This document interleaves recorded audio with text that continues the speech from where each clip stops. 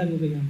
ഇവിടെ നമ്മൾ മനസ്സിലാക്കേണ്ടതുണ്ട്, ആമുൽ ഹുസ്നിന്റെ വർഷമാണ് അല്ലേ, പ്രവാചകന്റെ ദുഃഖത്തിന്റെ വർഷം എന്ന് പറയുന്ന നുബുവത്തിന്റെ 10ാം വർഷമാണ് ഈ മിഅ്റാജ് യാത്ര എന്ന് പറയുന്നത്. എന്നാൽ അത് ഏത് മാസത്തിലാണ് നടന്നത് എന്നതിന് ഒരു തെളിവും പ്രവാചകൻ സല്ലല്ലാഹു അലൈഹി വസല്ലമയിൽ നിന്ന് കൃത്യമായിട്ട് ഒരു ഹദീസും ഇതുവരെയായിട്ടും വന്നിട്ടില്ല എന്ന് വളരെ ഗൗരവത്തോടു കൂടി നമ്മൾ മനസ്സിലാക്കണം.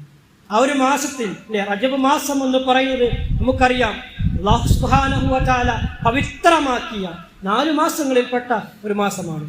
വറജബല്ലദീ ബൈനൽ ജമാദി വ ശഅബാൻ, ശഅബാനിന്റെയും ജമാദിന്റെയും ഇടയിലുള്ള ഒരു പവിത്രമാക്കപ്പെട്ട, യുദ്ധം നിരോധിക്കപ്പെട്ട ഒരു മാസം മാത്രമാണ് റജബ് മാസം എന്ന് പറയുന്നത്.